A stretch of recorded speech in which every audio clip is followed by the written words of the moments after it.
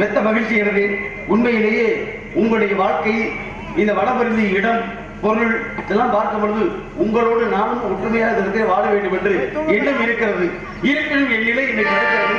இருந்தாலும் ஒற்றுமை உணர்வுக்கு பிரதிபலமாக இருந்து எங்களுடைய உயர்ந்த உள்ளத்தோடு இருந்த எங்களுடைய அன்பு அண்ணன் விஜயராமனுடைய நினைவாக இந்த பாடலை பாட அன்பு கட்டளைத்தேன். நன்றி சொல்லி முத்துக்கு முத்தாக சொத்துக்கு சொத்தாக அண்ணன் தம்பி பிறந்து வந்தோம் கண்ணுக்கு கண்ணாக அன்பாடு இணைந்து வந்தோம் ஒண்ணுக்கள் ஒன்னாக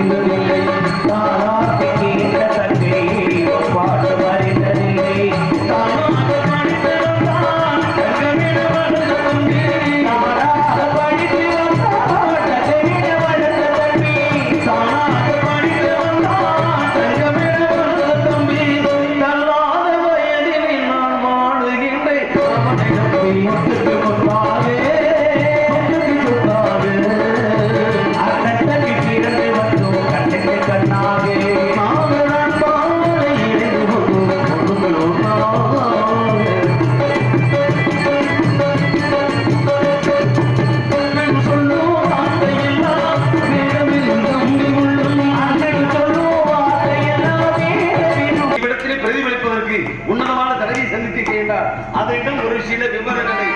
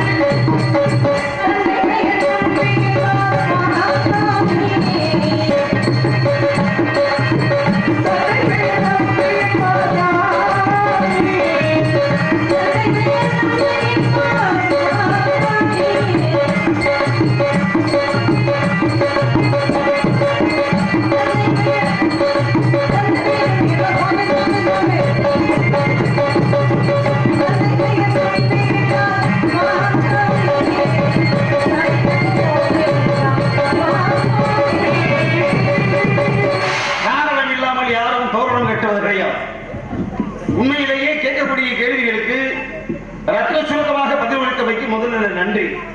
காரணம் என் நன்றி கொண்டாருக்கு உய்வில்லை, உய்வில்லை செய் நன்றி கொண்ட மகற்கண்டான வல்லவன். அந்த அடிப்படையிலே நான் கேட்கக்கூடிய கேள்விகளுக்கு நீங்க பதில் சொல்றீங்க காலத்தின் அடிப்படையிலே. அதுவே கேள்வியை கேட்கும் போது நாடு எந்த நாடு? தொண்டை நாடு. நிலம் குறிஞ்சி நிலம். ஊரு சித்தூர். தலைநகரம் மேற்பாடு. தந்தை பெயர் தம்பி. தாய் பெயர் தங்கை மகன். உனது பெயர் பள்ளி. உடன் மனதோ வந்திருப்பது என்ன திணை? கரந்தனை செந்தனை. கரந்தனையாருக்கு செந்தனையாருக்கு இரண்டுமே எங்களுக்கு தான் படைக்கிறது மிக பெருமாள். கையில் உள்ளது என்னது? கையில் உள்ளது அவன் அமைத்திருப்பது அடைந்திருப்பது வருடம் என்பது சித்திரமா பாதுகாக்க வேண்டியது பத்திரமா வருவது ஒரு முறை வருவதை தவற விட்டார். இந்த உபத்திரத்துக்கு நீ ஆளாக கூடாது. உபத்திரத்திற்கு ஆளாமல் இருப்பதற்கு என்ன செய்யணும்? உபத்திரத்துக்கு நீ ஆளாக மக்கள் என்ன செய்யணும்? சும்மா இருக்க முடியுமா? சும்மா இரு. சொல்லற சிவாய என்பவர் செஞ்சிட்டு இருப்போருக்கு ஒரு நாளும் இல்லை. ஓடி ஓடி ஓடி ஓடி உட்கலந்து சோதியை நாடி நாடி நாடி நாடி நாட்கள் வைந்து வாடி வாடி வாடி வாடி மாடு மாடு மதுரை ஓடி ஓடி ஓடி ஓடி எங்கிருந்த ஓடி அப்பேற்பட்ட கோடியில் ஒடிய ஒருத்தியா திருக்கோடி இல்லையா? சொல்லலாமா? நான் சொல்லு. அப்ப எந்த கோடியில் கேட்டா 1 10க்கு நடக்கும். 10 100ல, 100 1000ல், 1000 10,000ல், 10,000 லட்சத்தில், லட்சம் கோடியில். அதாவது எந்த கோடி? முகத்துக்கு நேரா குறை சொல்றவங்களை கூட நம்பிடலாம். ஆனா முகத்துக்கு நேரா நான் உன்னை அப்படி ஆக்கிடுவேன், உன்னை நான் பெரிய ஆக்கிடுவேன், நான் உன்னை அப்படி பண்ணிடுவேன், இப்படி பண்ணிடுவேன் அப்படின்னு புகழ்ந்து சொல்றாங்க பார்த்தீங்களா? அவங்க அவர்கிட்ட நம்ப கூடாது. ஏன்னா எதிரி எங்கேயோ இருப்பான், துரோகி பக்கத்துல இருப்பான். அதனால நம்ம ரொம்ப கவனமா இருக்கணும். ஏங்க, காமானக்காரிக்கு கண்ணுல கண்டதெல்லாம் மஞ்சளா தெரியும். அரங்கவனம் கூட தான் இருக்கிறதெல்லாம் நான் கேட்கிறேன், பக்கத்துல இருக்கிறவங்க துரோகியா இருக்கிறீங்க, நீங்க தேடி இருக்க வேண்டியதானே? என்ன பேசுறீங்க? இப்ப என்ன நான் தாழ்ந்த இடத்துல இருக்கேன், நீங்க என்னை கொண்டு போய் உயர்ந்த இடத்துல வைக்க போறீங்க? ஒரு இடத்துல நான் கேட்கிறேன், சிறு துரும்பும் வழுக்குத்த பதவும் என்ன என்ன என்ன கொஞ்சம் மாத்திரத்தை எல்லாம் போட்டு வந்து. ஆமா, ஏன்னா அதற்காக யாரு உங்களை அம்மா நீ நல்லபடியா வாழணும் அப்படின்னா அவர் கெட்டு போயிருக்காங்க அர்த்தம் கிடையாது. புரிஞ்சுக்கணும். முதல்ல நீங்க சொல்றது எப்படி தெரியுமா இருக்கு? சொல்லுங்க. சரியில்லாத இடத்துல நீ இருக்கிற, உன்னை கொண்டு போய் நான் நல்ல இடத்துல இருக்கிறேன். நீ ஏமா அந்த இடத்துக்கு போற? சேற்றில் தான் உனக்கு செந்தாமர சின்னாவுடைய இருப்பிடம் எங்கே? அதை பூஜைக்கு நம்ம எங்க போய் பயன்படுத்துறோம்? அந்த இடத்துல உன்னை நான் நினைக்கலையே. இந்த வார்த்தைய வேற யாராவது முன்ன பண்ண தெரியாதவங்க சொல்லியிருந்தா கூட ஒருவேளை ஆத்தாடி நம்ம நல்லதுக்காகத்தான் சொல்லியிருப்பாங்களோ நினைச்சிருப்பேன். ஆனா நீங்க வந்து சொல்லும் பொழுது அதை எப்படி நான் நல்லதுக்குன்னு எடுத்துக்க முடியும்? ஏன் உனக்கு அப்படி நினைக்கிறேன்? நாள் வைத்தாலே கலகம் இருக்கிறாங்களே. ஆமா, உண்மை. நாள் கடந்தா தானே உண்மைக்க முடியும். அப்புறம் என்ன நான் கேட்கிறேன், இரவு பகல் இன்ப துன்பம் மேடு வெள்ளம் எல்லாம் நடக்குதான் வரும். அப்ப இன்னைக்கு இரவா இருக்கிறது காலை விடிய போகுது. இப்ப நீ கெட்ட நினைச்சு நாளைக்கு நல்லது நடக்கும்ல. அப்படியே உனக்கு நம்பிக்கை இல்ல. யானைக்கு பணம் நம்பிக்கை இல்ல, மனிதனுக்கு பணம் நம்பிக்கை. உன் நம்பிக்கை தெரியலையே. என்ன நம்பிக்கை? 4 வகை இருக்கு. என்னென்ன? 2 தேவை, 2 தேவை இல்ல. எப்படி? முதலிலே ஒரு மனிதனுக்கு தேவை தன்னம்பிக்கை. சரி, உனக்கு இருக்கா? ஒரு வேலை நம்மளால காவல் தெரிஞ்சுங்க, என்னால காவல் காக்க முடியும் அப்படின்னு நினைச்சு அது பேர் தன்னம்பிக்கை. ஒருவேளை என் காவல் இல்ல, ஏதாவது தடையப்பட்டு விடக்கூடாது, மாயாண்டி நீரே காப்பாத்து அப்படின்னா அதுக்கு பேர் இறை நம்பிக்கை. மாயாண்டி உனையத்தான் நம்புனே, என்னை கைவிட்டுறாத அப்படின்னா நீ அவனை நம்பலை, அவநம்பிக்கை. ஒருவேளை என்ன இந்த காவலை சரிப்படுத்தி எடுத்துக்க, அடுத்த வருஷம் பங்குனி மாசம் உத்தரத்துக்கு அன்னைக்கு இந்த இடத்துக்கு நான் காவல் காக்க வரும்பொழுது அடுத்த வருஷம் உண்மையில நான் பொங்க வச்சு உனக்கு வழிபாடு பண்றேன், இல்ல சாவரத்து பொங்க வைக்கிறேன். மூட நம்பிக்கை. அப்ப 4 வகை இருக்குல்ல. ஒண்ணு தன்னம்பிக்கை ஏற்படுது, இல்ல இறை நம்பிக்கை வருது. மூட நம்பிக்கை அவநம்பிக்கை நமக்கு தேவையில்லையே. நீ என்ன நம்பலையே. யாருக்கு பயப்படணும்? உலகத்துல யாருக்கு முதல் பயப்படணும்? பயம் என்பது மனசாட்சிக்கு பயப்படும். செய்யக்கூடிய தொழிலுக்கு பயப்படணும். மனசாட்சிக்கு பயப்படு. முதல்ல பெற்றவர்களுக்கு பயப்படணும் இல்லையா? கண்ணுக்கு தெரிந்த கடவுள் யார் அப்படின்னா சூரிய பகவானை சொல்லுவாங்க. ஆனா அந்த கண்ணால பார்த்தவனுக்கு உடலும் உயிரும் கொடுத்து வளர்க்கக்கூடியது யார் அப்படின்னா தாய் தந்தையராகப்பட்டவன். ஆனா அப்பேற்பட்ட பெற்றோருக்கு கண்டிப்பாக பயப்படணும். அடுத்ததாக நீங்க சொன்ன மனசாட்சிக்கு பயப்படணும். அடுத்ததாக செய்யக்கூடிய தொழில், அது எந்த தொழிலாக இருந்தாலும் சரி, திருடக்கூடாது, பொய் சொல்லக்கூடாது, பிச்சை எடுக்கக்கூடாது. இதை 3ஐ தவிர மற்ற எந்த தொழில் செய்தாலும் செய்யக்கூடிய தொழில பயப்படணும். உழவுக்கும் தொழிலுக்கும் மந்திரி செய்வோம். உணவின்றி உயிர் வாழ முடியாது எந்த ஒரு ஜீவனா இருந்தாலும். அப்ப என்ன செய்யணும்? நீ தொழிலுக்கு நீ பயப்படுற, தொழிலை வணங்குற ஜகத்தினை அழிக்கிறோம் சொல்லியிருக்காங்கல்ல. தனி ஒரு மனிதனுக்கு உணவில்லை எனில் ஜகத்தினை அழிக்கிறோம் சொல்லக்கூடிய வார்த்தையை பாருங்களேன். இந்த வார்த்தைகளை கேட்கும் ஒரு விஷயம் நல்லா இருக்கு. ஏன்னா சொல்லுக்கு ஒரு வலிமை இருக்கு. நம்ம எதிராளிகளுடைய பலத்தாகப்பட்டது உண்மையிலேயே சொல்லுக்கு வலிமை இருக்கிறதுனாலே நம்ம அடிச்சு காயப்படுத்தினாதான் எதிராளிகள் காயப்படுவாங்க அர்த்தம் கிடையாது. நம்ம சொல்லாத கூட அவர்களை காயப்படுத்த முடியும். உண்மைதானே? ஆனா தீனால் சுட்டவன் உள்ளார மாறாதே, ஆதினால் சுட்டவன் சொல்லி இருக்கிறாங்க. ஏன் சொல்லி இருக்கிறாங்க? உலகத்திலேயே மிகப்பெரிய ஆயுதம் இது நயவஞ்சகரின் நாவு. உண்மை. எல்லாருடைய நாவு சொல்ல முடியுமா? இந்த நயவஞ்சகர் கெட்ட எண்ணங்கள் படைச்சது எப்படா அடுத்தவங்க கூடிய கெட்டப்போம் தெரியுறாங்க பாத்தீங்களா? இவர்களுடைய நாவாகப்பட்டது நயவஞ்சகருடைய நாவு அப்படின்னு இருக்காங்க. அப்ப நாவடக்க ஒரு மனிதனுக்கு தேவை. உங்க பார்வை சரியில்லை, உங்க பார்வை சரியில்லை.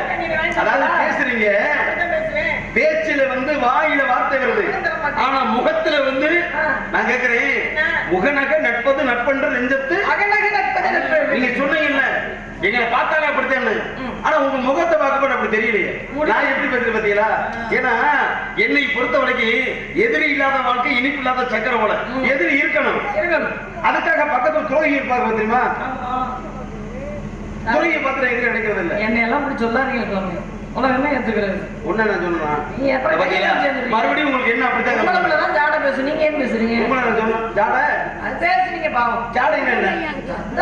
இல்ல ஜாடைன்னா என்ன சொல்லுங்க. கிராமத்துல பேசுறாங்கல்ல, வஞ்ச புகழ்ச்சி அனுப்பிப்பாங்க. ஏப்பா ஏய் இருப்பா, இந்த பிள்ளைய பாருங்க, இந்த பிள்ளைய பாருங்க. அந்த அவங்க அம்மா நங்கை மோகினி சாடையாவே இருக்கலாம். நங்கை மோகினியா? எங்க அம்மாவா? அம்மா நங்கை எங்க அம்மா மாதிரி இருக்கேனா சொல்றாங்கல்ல, அந்த சாடையிலே இருக்குன்னு சொன்னாங்க. அதுக்கு பேர் சாடை பேசுறதா? சாடை என்பது அந்தத்தின் அடையாளம். அது சொல்லாதீங்க. ஏன்னா தமிழ்ல ஒரு சொல்லுக்கு பல அர்த்தம் உண்டு. அப்படி சொல்லுங்க. அப்ப நீங்க எப்படி நினைக்கிறீங்க? நான் அப்படி நினைக்கலையே. பேசக்கூடாது அப்படி கிடையாது. எல்லாம் தெரியும். எல்லா விஷயத்திற்கும் தமிழ்ல மட்டும் அத்தனை அர்த்தங்கள் இருக்கு. பேசணும் அப்படிமாங்க. தமிழ் கடவுள் முருகப்பெருமானை எதற்காக சொல்றான்? எல்லாரும் சொல்லுவாங்க உயிரிழந்தங்கள் 12 விழிகள் 18 கரங்கள். அதெல்லாம் கிடையாது. முருகப்பெருமானை எதற்காக தமிழ் கடவுள்னு சொல்றோம் அப்படின்னா, தமிழுக்கு அன்றைக்கு ஆசிரியராக இருந்து பணியாற்றி தொண்டு புரிந்தவர் முருகப்பெருமான். யாருக்கு? கச்சியப்ப சிவாச்சாரியார். எப்படி சும்மா இரு சொல்லற அப்படின்னு அருணகிரிநாதருக்கு திருப்புகழாகப்பட்டது அருளினாரோ, அந்த மாதிரி கச்சியப்ப சிவாச்சாரியார் கந்த புராணத்தை எழுதணும், கந்தனுடைய புகழை எழுதணும் அப்படின்னு அவருக்கு ஒரு ஆசை. ஆனா எப்படி எழுதணும்ன்றது தெரியல, படிப்பறிவு இல்ல. என்ன செய்யலாம்? அவருடைய தந்தையான காலத்தியப்ப சிவாச்சாரியார் அவருக்கு ஓரளவு சொல்லி கொடுத்திருக்கிறார். அதை வச்சு கவி எழுதக்கூடிய அளவுக்கு நம்ம பெரியாராக முடியுமா அப்படின்னு முருகனை நினைச்சு வணங்குறாரு, வேதனைப்படுறாரு. அப்ப முருகப்பெருமான் தோன்றி அவருக்கு ஒரு அடி எடுத்து கொடுத்தாரு. என்ன அடி எடுத்து கொடுத்தாரு? திகட சக்கர சமூகம் ஐந்தலா, அகட சக்கர தாமரை நாயகன், அகட சக்கர மின்மணி ஆகுன, திகட சக்கர மைப்பதும் போற்றுவோம். இந்த கதை யாருடைய கதை அப்படின்னா விநாயகர் காப்பு. ஆமா. எந்த ஒரு நூலை தொடங்குவதற்கு முன்பாகவும் விநாயகர் காப்பு எழுதுவது முக்கியம். கண்டிப்பா. அப்ப நூலை எழுத போவதற்கு முன்பாக முருகப்பெருமான் எடுத்து கொடுத்த அடிதான் திகட சக்கரம் என்று சொல்லக்கூடியது. சரி, கந்த புராணத்தை எழுதி முடிச்சாச்சு. இந்த முருகப்பெருமானுக்கு என்ன வேலையா? தினமும் கந்த புராணத்தை கச்சியப்ப சிவாச்சாரியார் ஒவ்வொரு பாடலாக ஒவ்வொரு வரியாக எழுதி வச்சுட்டு படுத்துருவாராம். முருகன் என்ன பண்ணுவாராம்? தமிழ் இரவு நேரத்துல அந்த புத்தகத்தை எடுத்த நூல் இருக்கக்கூடிய ஓலைச்சுவடிகளை எடுத்து என்ன பண்ணுவாராம்? எந்தெந்த சொல்லுல பிழை இருக்கோ, என்ன தமிழ்ல பிழை இருந்தா தாய், அதாவது தமிழை படித்தவனும் தாயை படித்தவனும் மிகப்பெரிய பாவத்தில் ஆளாவான். அப்படி இருக்கும் பொழுது முருகப்பெருமான் எடுத்து பார்க்கிறார், எந்தெந்த சொல்லுல பிழை இருக்கு, எந்தெந்த சொல்லுக்கு என்னென்ன அர்த்தம் வரும் அப்படின்றத முருகப்பெருமானை ஆசிரியராக இருந்து திருத்தி கொடுக்கிறார். சரி, திருத்தி கொடுத்தாச்சு. இந்த நூலை அரங்கேற்றம் பண்ணணும். இந்த நூலை அரங்கேற்றம் பண்ணணும் அப்படின்னா என்ன செய்யணும்? தலைமை புலவர்கள், தமிழ் புலவர்கள் இருக்கக்கூடிய அரசவைக்கு கொண்டு போய் கந்த புராணத்தை அரங்கேற்றம் பண்ணுவது, ஒரு நூலை அரங்கேற்றம் பண்ணுவது அவ்வளவு சாதாரண காரியம் கிடையாது. இப்ப தொகுத்து வழங்கலாம், இப்ப என்னென்னவோ பதிப்பீடுகள்லாம் வரலாம். ஆனா அந்த காலத்துல ஒரு சொல்லிட பிழை இருந்தாலும் அந்த நூலாகப்பட்டது அரங்கேற்றம் பண்ணுவதற்கான தகுதியை இழக்குது. அப்ப கந்த புராணத்துல என்ன தகுதி இல்லாம போயிருச்சு அப்படின்னா, இந்த முதலில் இருக்கக்கூடிய விநாயகர் காப்பு, திகட சக்கரம் அப்படின்னு சொல்லி பாடின உடனே அங்கு இருக்கக்கூடிய தமிழ் புலவர்கள் எந்திரிச்சிட்டாங்க. என்ன நீ விநாயகர் காப்பு எழுதியிருக்கிற, திகட சக்கரம் எழுதியிருக்கீங்க, இதற்கு என்ன பொருள்? இந்த திகட சக்கரத்தை எப்படி பிரிக்கலாம்? என்ன தமிழ்ல பிரிக்கணும், பிரித்தாலும் பொருள் வரணும். இதுதான் தமிழுக்கான இலக்கணம். அப்ப திகழ் சக்கரம் தான் பிரிக்கணும். அப்ப திகட சக்கரம் எப்படி மாறும்? லகரமாகப்பட்டது தகரமாக எப்படி புனை பெயரும்? இது தவறு. இதற்கான இலக்கண விதி உண்டா அப்படின்னு கேட்கிறாங்க. கேள்வி மேல கேள்வி கேட்கிறாங்க அரசமைப்புள்ளவர்கள். என்ன ஒரு சொல்லு தவறாக இருந்தாலும் நூலை அரங்கேற்றம் பண்ண முடியாது, நிராகரிச்சுட்டாங்க. இந்த கச்சியப்ப சிவாச்சாரியாருக்கு ஒரே வருத்தம், முருகப்பெருமானுடைய பிறனையே அவரை எடுத்து கொடுத்த வரியில தானே நம்ம எழுதி கொடுத்தோம், ஆனா அப்படி இருந்த பிழை சொல்றாங்க அப்படின்னு நேரம் முருகனை தேடி ஓடியாரு. அப்பதான் அசரீரியாக முருகப்பெருமான் சொல்றாரு, நாளைக்கு நீ அரசவைக்கு போ, அங்க வந்து நான் சாட்சி சொல்லுவேன்னு சொல்லி தன்னுடைய பக்தனான கச்சியப்ப சிவாச்சாரியாருக்கு முருகப்பெருமானே ஒரு தமிழ் புலவர் வடிவத்தில் வர்றாரு. வந்து திகட சக்கரம் என்று சொல்லக்கூடியது பிரிக்கும் பொழுது லகரம், சிறப்பு லகரம் சேர்ந்து திகழ சக்கரம் அப்படின்னு பிரியும், திகழ் சக்கரம் அப்படின்னு பிரியும். இதற்கான விதி எங்க இருக்கு அப்படின்னா, பன்மையான நூல் எது? தொல்காப்பியம் அப்படிமான். அதான் அதனுடைய பெயரே தொல்காப்பியம், பன்மையான காப்பியம். ஆனா அதற்கும் பழமையான நூல் ஒன்று உண்டு என்று சொன்னால் அதுதான் வீர சோழியம் என்று சொல்லக்கூடிய நூல். அந்த நூல்ல பாத்தீங்க அப்படின்னா திகட சக்கரம் என்று சொல்லக்கூடியது தகரமாகப்பட்டது லகரமாக பிரிக்கும் பொழுது புனை பெயரும். இதற்கான இலக்கண விதி உண்டு அப்படின்னு முருகப்பெருமானே புலவர் வடிவத்தில் வந்து சாட்சி எடுத்து கொடுத்ததுனாலதான் இன்னளவும் கச்சியப்ப சிவாச்சாரியார் தான் கந்த புராணத்தை எழுதியதாக சொல்றோம். ஆனா எத்தனை பாடல்கள் எழுதியிருக்கிறாரு முழு தகவலுக்கு கிடைச்சா இல்ல, வெறும் 10,345 பாடல்கள் சொற்பமாக கிடைச்சது. அவ்வளவுதான். அப்ப எழுதியிருக்கிறது எத்தனை எழுதியிருப்பாரு? காரணம் இருக்கு. இப்ப மகாபாரத பேசுறோம்ல, பேசி முடிச்சீங்க. ஏன்னா திகட சக்கரம் அப்படின்ற வார்த்தையே தகர வரிசைக்கு இலக்கண விதி கிடையாது என்று திகழ்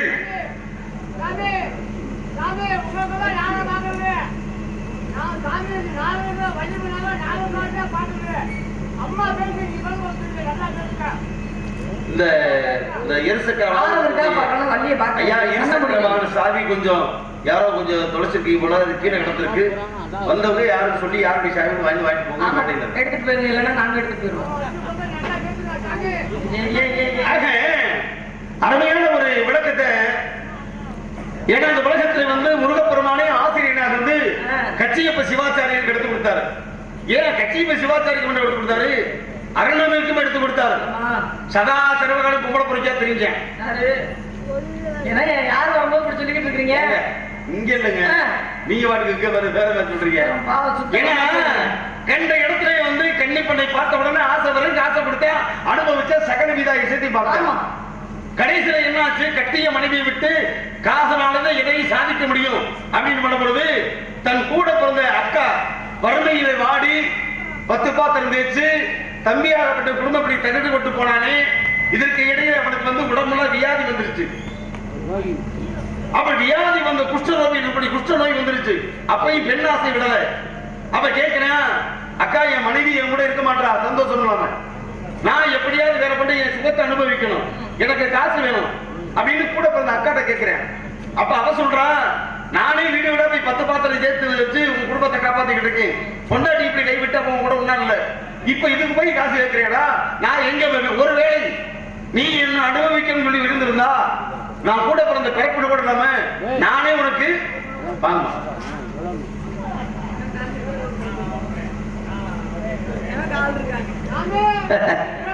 நானே ஆமா நன்றி சொல்றேன். அன்பை படித்து பெருமை சேர்த்த அன்பு அம்மா அவர்களுக்கு எனது சார்பம், கலைத்துறை சார்பம் மனமார்ந்த நன்றி நன்றிகள். வணக்கம். வள்ளியை பார்க்க பிடிக்கலன்னா கண்ண பிடிக்கும். அப்ப நானே உங்களோட முன்னாளைய பகிர்ந்து கொள்வதற்கு தயாரா அப்படின்னு கூட பிறந்த அக்காகாரி சொல்றா. இதுக்குதான் பலமணி சொல்லுவாங்க, முக்கா மூலம் போன பொண்ணால அக்கா தாச்சிர பார்த்த கதடா. எப்படி முக்கா மூலம் போன பொண்ணாதவன் அக்கா தாச்சிர பார்த்த கதடா. அருகில்லாத முக்கா வாழ்க்கையை தொலைச்சு விட்டேன். கடைசியில் அக்கா வந்து தாசிரம் பண்ணி தைவதாட்சியம் பண்ணி இந்த உடம்பை நீ அனுபவிக்க முடியுமா என்று கேள்விகளை கேட்கும் பொழுது அப்பதான் இனி நம்ம கூட பிறந்த அக்காலை கேட்டு விட்டாலே இனி உயிர் வாழலாமா என்று அரணனாகப்பட்டவன் திருவண்ணாமலையில ஏறி தற்கொலை பண்றான். அப்பயே முருகன் தான் குருவாக வந்தேன், வந்து தாங்கின எவன் ஒருவன் தான் செய்த தவறை உணர்ந்து கொண்டானோ இனி உன்னானது உலகத்திற்கு நன்மை நடக்கணும், நீ திறந்திட்ட உனக்கு வாழ்வளிக்கிறேன், இனி நீ ஒரு குடவனாயிரு என்று சொல்லி அவனுக்கு மடியெடுத்து கொடுத்தான். நான் எப்படியா பாடுறது? நானே காம கல்யாணத்துக்கு தெரிஞ்சவன், கேடுகட்ட வாழ்க்கையை வாழ்ந்தவன். இந்த உலகத்துல இனி நான் எப்படி பாட போறேன்? எடுத்து கொடுத்தான், அடி எடுத்து கொடுத்தான். அதுதானே இன்னைக்கு உலகம் பாடுறது திருப்புகளாக.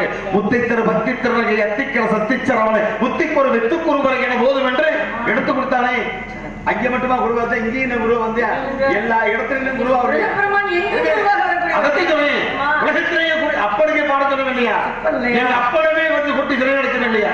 அதுவும் குடக்கடவுள் வரும் நீ சொல்லலாம். இன்னும் இந்த இடத்துல கேள்வி வராத இடம் எங்க இருக்கு சொல்லுங்க பாப்போம். எல்லாரும் யுகங்கள் 4.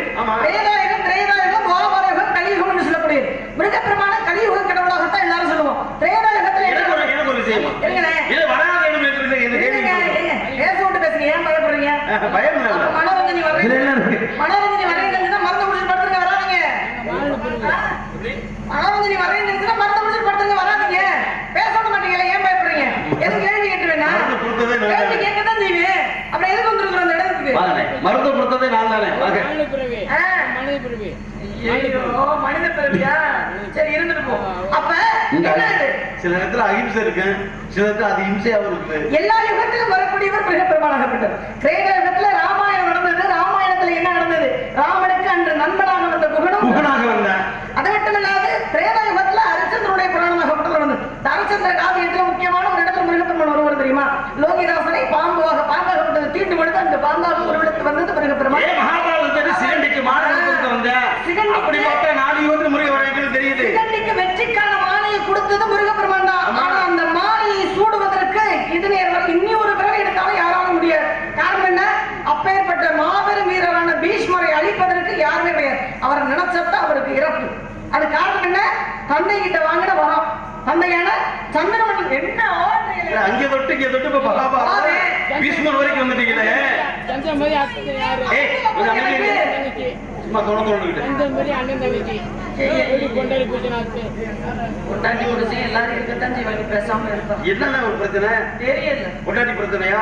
இல்ல புரிஞ்ச முன்னாடி பிரச்சனை பிரச்சனை சொல்லாம அதெல்லாம் மறந்துட்டோம். அண்ணன் சேர்த்து சும்மா இருக்குன்னு ஏன்னு எப்படி நேரத்துல குடிச்சு குடிச்சு எப்படி அவர் பேசுற பேச்ச உங்களால பேச முடியுமா? அப்படி அப்புறம் என்ன இப்ப அவர் தகர வைக்கிற பாடுறாரு. தத்திஸ்தா தாவது ஊதிட்டு இப்ப என்ன சொல்லிக்கிட்டு இருந்தோம்? பீஷ்மரை பத்தி எங்க சுத்தினாலும் ரங்கனை சேர்த்துக்கணும். அப்ப பீஷ்மரை பத்தி எதுக்காக நான் கேட்கிறேன் அப்படின்னு ஒரு விஷயம் இருக்கா இல்லையா? அவங்க பேசுற என்னை பொறுத்த வரைக்கும் நீங்க எதை கேட்டா பதில் சொல்ல நான் தயாரா இருக்கேன். ஆனா அதே சமயம் நானும் கேட்பேன். முருகனே வரல பார்க்கலாமா? மிரட்டல் கிடையாது, போட்டிதாமா. என்ன மிரட்டல்? அப்படி உட்காந்து பேசி இல்ல மிரட்டல் நான் கிடைக்கிறேன். பாரத பத்தி நீங்க சொல்றீங்களே, பாத்துக்கிட்டே இருக்காங்க. பீஷ்மர் மிகப்பெரிய ஆளு, அது மாற்று கருத்து இல்ல. நீங்க இவ்வளவு பேசுனதுக்கு அப்புறம் உங்களை நான் சும்மா விட்டு போனேன்னு ஒரே நீங்க எப்படிலாம் பேசுறீங்க? பேசுறீங்க உடல பேசுறீங்க வாதி பிரதிவாதி பேசுறதே வேணாம். பேசு, உன் வாய் பண்ண கேள்விமா பேச சொல்றீங்கல்ல, அப்புறம் ஏன் பேச மாட்டீங்க? இடைமறிக்கிறீங்களே இல்லையே. அப்ப பயப்படணும், ஒத்துக்கங்க. மறைக்க வேண்டிய அவசியம் கிடையாது, மறைக்க வேண்டிய அவசியம் கிடையாது. நீங்க வேற நாலு பெரிய ஆளா இருக்கலாம். நீ இதெல்லாம் ஏன் பேசக்கூடாது? உன்னால கேட்க முடியாது, கேட்டுக்கிட்டேன். அப்படிங்கிறப்ப அசிங்கப்படுத்திட்டு போயிடுவேன். ஏதோ சரி, என்னைக்கோ ஒரு நாள் சந்திக்கிறோம் என்ற காரணத்துக்காக பாவம் விட்டு கொடுத்துட்டு போய்க்கிறீங்க. எனக்கு அப்படி அவசியமே கிடையாது. அது நல்லா இருக்கு. என்னமோ சொன்ன மாதிரி மாமியை கவர்ந்து மறுபடியும் தானே விட்ட கதையா இவங்க எங்களை விட்டு கொடுத்து போறாங்க. நாரங்களை சந்திச்சிருக்கோம், அவர்கிட்ட முறையா பேசணும். எங்க அப்பா சொல்லி கொடுத்தா வளர்த்துருக்கிறாரு. பெரியவங்களை சந்திச்சா இப்படி மரியாதையோடு பேசணும். வேற எவனா திருட்டு பையன் கணவன் பையன் திருட்டு போய் முடிச்சுட்டு வந்திருப்பா, அவனை எல்லாம் நீ எப்படி பேசணும் அப்படி பேசணும் சொல்லி தான் அனுப்பியிருக்கிறாரு. அப்படியா? நான் என்ன கேட்கிறேன், பீஷ்மர் பெரிய ஆளு சொல்றோம்ல, இதே பீஷ்மரே சபையில திரௌபதி ஆகப்பட்டவளை துகிலுரியும் பொழுது என்ன செஞ்சாரு? சபையிலே பாஞ்சாலியை துகிலுறும் பொழுது எல்லோரையும் போல அவரும் வேடிக்கை தான் பார்த்தாரு. வேடிக்கை தானே பார்த்தாரு, உண்மை. அப்ப அவர் எந்த வகையில பெரிய ஆளு? சரி, அவரை விடுங்க. யார் பேர்? பீஷ்மரே பெரிய ஆளு சொல்றோம். மகாபாரதத்துடைய ஆணி வேற பீஷ்மர் தான். அவர் எல்லாமே எதுவுமே கிடையாது. அப்பேற்பட்ட பீஷ்மரே அமைதியாக இருக்கும் பொழுது அந்த இடத்தில் அந்த சபையில் 6 லட்சம் அந்தணர்கள் கூடி இருக்கக்கூடிய, பல்லாயிரக்கணக்கான போர் வீரர்கள் கூடி இருக்கக்கூடிய அந்த சபையில யாருமே எழுந்திருச்சு ஒரு பெண்ணுக்கு இழைக்கப்படக்கூடிய அநீதியை எதிர்த்து யாருமே கேள்வி கேட்கல. ஆனா 2 பேர் கேட்டாங்க, ஒருத்தர் இல்ல 2 பேர் கேட்டாங்க. அது யாரா தெரியுமா? சரி, யாரு? தெரியுமா? சொல்லுங்க. பின்னாடி வாங்க. கேட்கிற கேள்வியா கேட்கிறீங்களா? யதார்த்தம் நடைமுறையா கேட்கிறீங்களா? எப்படி வேணாலும் இப்ப நீங்க பதில் மட்டும் சொல்லுங்க. 2 பேரும் எழுந்திருச்சு கேள்வி கேட்டாங்க. ஐயோ, ஒரு பெண் எப்படி பாருங்க, பாஞ்சாலியாகப்பட்டவன் துகிலுரியும் பொழுது எவ்வளவு பெரிய ஆச்சாரியர்கள், அவன் பீஷ்மர்ல இருந்து துரோணரா இருக்கட்டும் யாருமே எதிர்த்து கேட்கல. கேட்ட 2 பேர், ஒருத்தர் விகர்ணன், இன்னொருத்தர் விதுரன். சரியா சொல்லுங்க பேரு. ஒருத்தர் விகர்ணன், இன்னொருத்தர் விதுரன். விகர்ணன், இன்னொருத்தர் விதுரன். விதுரன். ஆமா, 2 பேர் தான் கேட்டாங்க. இந்த பேர் மாறிடுச்சுன்னா கதையே மாறி போயிடும். அதெல்லாம் நீ வேற ஆட்ட போய் சொல்லுங்க. விகர்ணனை விடுங்களேன். விகர்ணன் நல்லவன், உடன் பிறந்த சகோதரனுக்காக அவன் நல்லது செஞ்சாலும் பரவாயில்ல, கெட்ட செஞ்ச பரவாயில்ல அப்படின்னு துணையாகவே இருந்தான். எப்படி ராவணேஸ்வரனுக்கு கும்பகர்ணனாகப்பட்டவன் துணையாகவே இருந்தானோ அந்த மாதிரி இந்த விகர்ணனும் துரியோதனுக்கு கடைசி வரைக்கும் உண்மையாக இருந்தான். அவன் கூட பிறந்தவன் இருந்தேன், தவறு இல்ல. ஆனா இன்னொருத்தர் எதிர்த்து கேட்டாலும் சொன்னீங்களே, அவர் யாரு? விதுரன். விதுரன். இந்த விதுரன் சொல்றீங்கல்ல, மகாபாரதத்துல உத்தவகீரைன்னு சொல்லுவாங்க. உத்தவர்னா யாரு? கிருஷ்ணனுக்கு நண்பராகப்பட்டவர், கிருஷ்ணனுடைய நண்பராகப்பட்டவர். உத்தவர் சொன்ன நீதி அனைத்துமே பாரதத்திலே கடன் எடுத்தது பகவத்கீதை.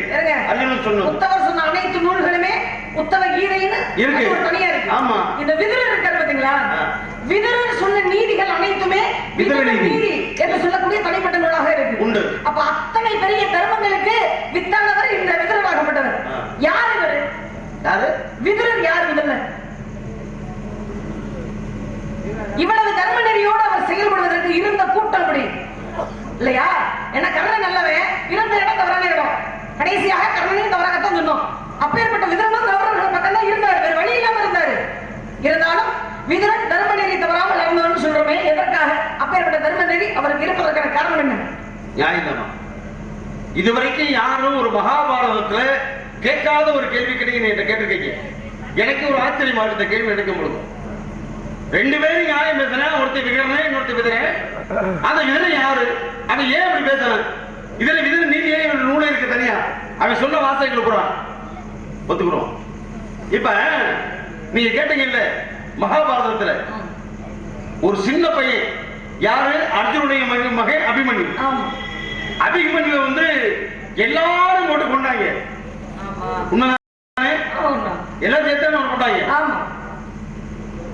ஒரு சின்ன பையல ஒரு 13 வயது இருக்கிற பாலகனை 13வது நாளிலே பத்ம வியூகத்துக்குள்ள சக்கர வியூகத்துக்குள்ள கொண்டாங்க. நியாயமா? சரி கொண்டாங்கல, அது கொண்டதாவது இருக்கட்டும், கொண்டுட்டேன், முடிஞ்சு வச்சு. என்னக்கு என்ன தெரியுமா? அந்த கூட்டத்துல கர்ணன் இருந்தேன், துரோணன் இருந்தேன், எல்லாருமே இருந்தாங்க. ஆனால் ஒரே ஒருத்தர் நினைச்சிருந்தா அபிமன்யுவை கொல்லாம காப்பாத்திருக்கலாம்.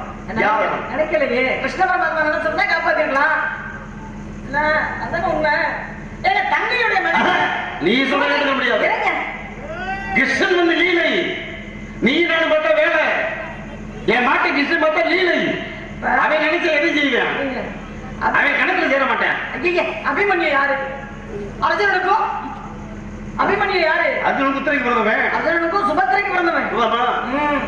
அப்ப சுபத்திரை யாரு? கிருஷ்ணனுடைய தங்கை, தங்கையுடைய மகன், மருமகன். அப்ப கிருஷ்ணன் நினைச்சிருந்தாங்க எல்லாமே கிருஷ்ணன் தானே. அங்க அனைத்தும் நடப்பதற்கு காரணமே கிருஷ்ணன் தானே. அப்ப கிருஷ்ணன் நினைச்சிருந்தா காப்பாற்றிருக்கலாம். நீ ஏமா அங்க போற, மகனுக்கு போறேன். அப்படி பார்த்தா மச்சன் தானே. என் மாணவர் பக்கத்து 2 மணிக்கு நேரடியா போர் முடிச்சானா? இந்த சமாளிக்க கூடாது. நீ கேட்டீங்க, நான் சொல்லுவேன். எப்ப சொல்லுவீங்க? நான் பதில் இப்ப சொல்றேன். விதரை யாரு? இப்ப கேட்கிறாங்க விகரனாவது ஒண்ணுக்கு இந்த விதரை யாரு கேட்கறீங்க? விதரையும் பார்த்து கேட்டா தெரியுமா? துரியன் ஒரு நேரத்துல நன்றி கெட்ட விதிரா, சிரித்தும் நாணமற்ற விதிரா, தின்ற உப்பினருக்கே நாசம் தேடுகின்ற விதிரா, நீ அன்று தொட்டே எங்கள் அழிவு நாடுகின்றாய். இந்த மன்றில் உன்னை வைத்தேன் என் மதியை என்னுடைய பெண்ண. ஏன் மதிகட்ட செயலாளர்டா நீ இங்க உட்கார்ந்துக்கிட்டு எங்கேயுமே இப்படி போட்டு பாக்குற அப்படின்னு துரியதனை கேட்டேன். ஒரு நேரம் எதை விதரனை கேட்டேன். ஆனா விதரை யாரு? யாரவை அப்படின்னா 30 கோடி தேவாதி தேவர்கள், 47 ரிஷிமார்கள் கூடியிருக்க இந்திர சபை. இந்திர சபையில வந்து 4 பெண்கள் நாட்டியம் ஆடுவாங்க. ஒரு நேரம் என்ன பண்ணா, அந்த இந்திரனை சந்திப்பதற்காக பூலோகத்தில் அநியாய அக்கிரமம் அத்தனையும் நடக்குதுப்பா என்று தேவலோகத்துடைய சபையிலே முறையிடுவதற்கு ஒரு நேரம் தான் நடந்துச்சு. ஆனா தட்டி கேட்கறதுக்கு தகுதி இல்லைடா. எவனா விதிரை வச்ச கேட்டானா? ஏன் அன்னைக்கு செஞ்ச பாவம் ஆக முற்பிறவிலே யமனாக இருந்த பெரிய கதை. நான் சுருகத்திலே காலம் கடந்துருச்சு, சுருகத்திலே விளக்க வச்சிருக்கிறேன். யமனின் மறுபிறவிலே விதிரன். யமனின் மறுபிறவி விதிரன் சொல்றதுக்கு இது ஒரு சாபம், ஒரு காரணம். ஆமா. இன்னொன்னு நீங்க கேள்விப்படுறீங்க, என்ன சொல்லாம மறைக்கிறீங்க அப்படின்னா அதற்கு காரணம் என்ன? இந்த பிள்ளைக்கு தெரிஞ்சிடக்கூடாது நீங்க நினைச்சிருக்கலாம். ஆடி மாண்டவி முனிவர் அப்படிமா, இந்த முனிவராகப்பட்டவர் சிறுவயதாக இருக்கும் பொழுது ஒரு தண்டனை குற்றத்தை செய்யாத தண்டனை குற்றத்திற்காக ஆளானதாகவும் அதன் மூலமாக அவருக்கு ஒரு சாபம் கொடுக்கப்பட்டு கல்லுமேட்டப்பட்டார். அப்பதான் சிறு பிள்ளைகள் 12 வயதுக்குட்பட்டு செய்யக்கூடிய தவறுகள் அனைத்தும் பெற்றோர்களை தான் சேரும். அதனால ஆணி மாண்டவர் முனிவராகப்பட்டவர் யமதர்மனுக்கு சாபத்தை கொடுத்ததுனாலதான் விவரனாக பிறந்து கேட்கக்கூடாத வார்த்தைகளை எல்லாம் துரியோதன மூலமாக கேட்டதாகவும் கதை. ஒரு சின்ன கதை.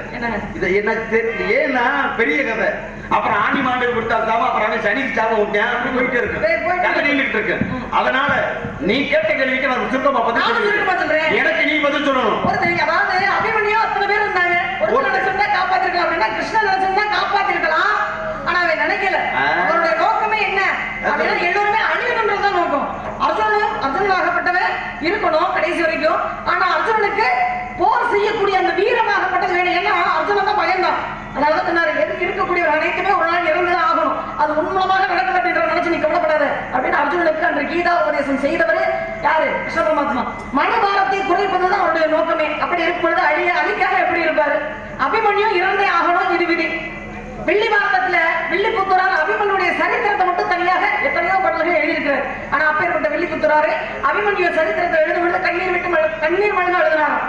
அப்படி இருக்கும் பொழுது மிகச்சிறந்த வீரன், 1000 அர்ஜுனனுக்கு நிகரான பலத்தை கொண்டவன் அபிமன்யு. உள்ள போகும் பொழுது ஒரு சம்பவம் நடந்துருச்சு. யாரு காப்பாத்திருக்கலாம் தெரியுமா? பீமன் நினைச்சிருந்தா காப்பாத்திருக்கலாம். காரணம் என்ன? அபிமன்யு வயிற்றுக்குள்ள இருக்கும் பொழுது, சுபத்திரனுடைய வயிற்றுல இருக்கிறார், கருவாக இருக்கும் பொழுது கிருஷ்ணன் என்ன செய்யறாரு அப்படின்னா போர் அமைப்பதற்கான வியூகங்கள் அடிப்படைகள் எல்லாத்தையும் சொல்லிக்கிட்டே இருக்கிறார். சொல்லிக் கொடுத்து கொண்டே இருக்கும் பொழுது பத்ம வியூகம் பத்மம் அப்படின்னா தாமரைன்னு பொருள். நான் சொல்றது சக்கர வியூகம். இந்த சக்கர வியூகத்துக்கு அமைக்கும் பொழுது அமைக்கக்கூடிய வரைமுறை சக்கர வியூகத்துக்குள்ள எப்படி போகணும் அப்படின்ற வழிமுறை எல்லாம் கேட்டுக்கிட்டே இருக்கும் பொழுது சுபத்திரை முடிச்சு கேட்டுக்கிட்டே இருக்கிறார். அந்த வயிற்றுக்குள்ள இருக்கிற குழந்தையும் கேட்டுக்கிட்டே இருக்காரு, அபிமன்யு கேட்டுக்கிட்டே இருக்கிறான். ஆனா சக்கர வியூகத்துக்குள் போயிட்டு திரும்ப எப்படி வெளியே வரணும் அப்படின்றதுக்கான வழிமுறையை சொல்லும் பொழுது சுபத்திரை கண்ணை இறந்துட்டான்.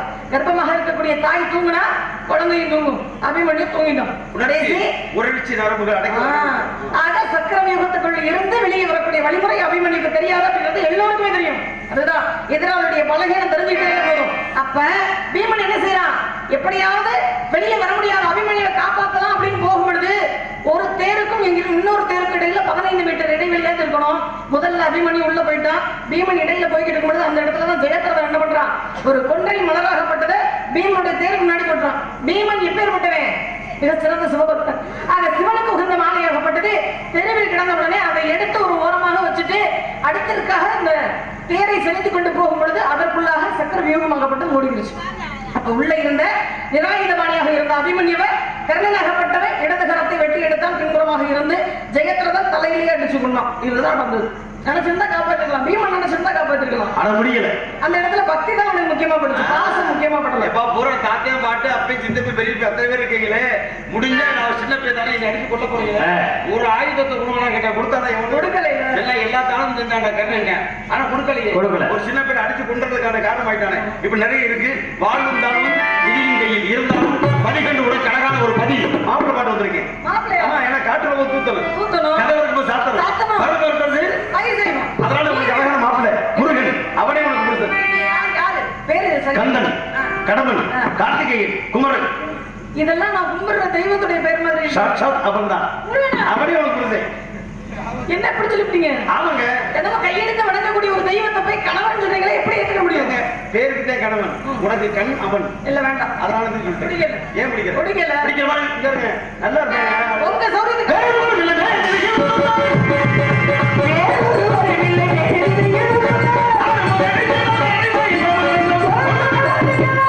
ஒரே வார்த்தை, ஒரே ஒரு விஷயத்தை நீங்க மறந்துட்டீங்கன்னு நினைக்கிறேன். முருகப்பெருமானுக்கும் தெய்வ எனக்கு திருமணம் நடத்தி வச்சது யாரு? முருகப்பெருமானுக்கும் தெய்வ எனக்கு திருமணம் நடத்தி வச்சது யாரு? ஆமா, வெக்கமா உங்களுக்குலாம் நீங்க திருமணம் நடத்தி வச்சுட்டு அந்த வாழ்க்கையை கெடுக்கணும்னு நினைப்பீங்களா? என்ன உரிமை? சந்தேகமா இருக்கு. என்ன முருகனும் தெய்வானையும் மாம்பழ பொம்பளை தானே, அப்படி இருக்கா? அவங்களுக்கு முடிச்சு வச்சிட்டீங்கல்ல, அப்புறம் ஏன் என்ன இருந்தாங்க அங்க போய் சேர்க்கணும்னு நினைக்கிறீங்க? தேவைப்படுது. குடும்பத்தை எடுக்க பாக்குறியா? வேண்டாம். நான் கேட்கிறேன், அப்பா டாக்டர். ஆமா, அதுக்கு மருத்துவர் கேட்கறது இல்லையா? கேப்பா, நான் வேணா ஒரு யோசனை சொல்றேன். ஒரு சமயத்துல பெண்ணா அவரப்படுத்த 60 பிள்ளைகளை பெத்தீங்கல்ல, பேசாம நீங்களே பொம்பளை மாதிரி இருந்தாலும் ரெண்டாவது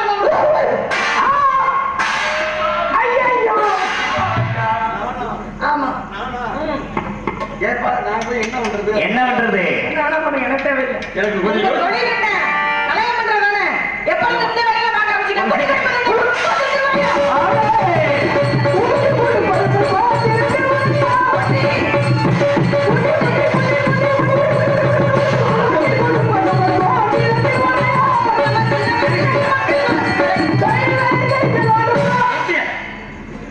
நான் வந்து என் மாப்பிள்ள முருகனை கல்யாணம் பண்ணிக்கிறேன், எனக்கு ஒண்ணும் பிரச்சனை இல்லை. அவன் சிரமப்படுவேன். எனக்கு பழக்க தோசம் இருக்கு. எப்படி அனுபவம் இருக்கு? அப்ப இப்படி புடங்கி இருக்கீங்க நீங்க. அனுபவம் இருக்கியா? எனக்கு அனுபவம் இருக்குல்ல. ஏன்னா நான் கட்ட பிரம்மச்சாரி, ஞானியாகப்பட்டவை. நான் எதையும் மாற்றும் தன்மை இருக்கு. ஆனா 30 வரைக்கும் உண்மை தரசா போய் ஐயோ பாவம், ஆடு நினைக்கும் ஓனாய் வருத்தப்படுதா? அதுதான் உண்மை. உங்க வளர்த்த தேவையில்லை. ஏங்க ஆடு நினைக்கும் ஓனாய் தான் வளரணும். ஏன்னா அதுக்குத்தான் தெரியும். ஐயோ நனைஞ்சு போச்சுன்னா கறி சலசலத்து போகுமே, ருசி இருக்காது. வரட்டு செய்யி, நீ கெட்ட வார்த்தை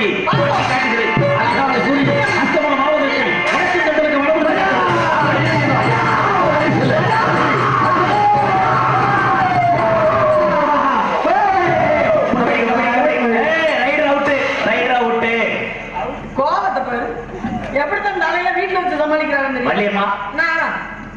ஏன் கோபமா பேசுறீங்க? சரி சொல்லுங்க. உங்கள்கிட்ட ஒரு சின்ன கேள்வி கேட்கலாம். ராமாயணத்துல இருந்தா, மகாபாரதத்துல இருந்தா, 50 காப்பியங்கள்ல இருந்தா, அழகானூர்ல இருந்தா, புறநானூர்ல இருந்தா, அதெல்லாம் சும்மா சுஜிப்மா, சும்மா நடைமுறை கேள்விதான். அதெல்லாம் சுஜிப்பியா? உங்களுக்கு பிடிக்கலையா? ஏயா பைத்தியமா, இன்னும் கொஞ்சம் காலத்துல பிடிச்சிரும். சந்தோஷம், அது அப்படியே நடக்கும். இல்ல உங்களுக்கு முருகனை பிடிக்கலன்னு கேட்டேன். முருகனை பிடிக்காதவங்க யாராவது இருப்பாங்களாங்க? இப்படிலாம் பேசினாதான் உங்களுக்கு கோவம் வரும். நேரா போய் முருகப்பெருமான சீக்கிரமே கூப்பிட்டு வருவாரு. இல்லங்க, முருகனை பிடிக்கல, நம்ம கைவசம் ஒரு ஐடியா இருக்கு. என்ன? முருகனை பிடிக்கலைன்னா அவர் தம்பி ஜெயமணி என்னடையாவது இறைவா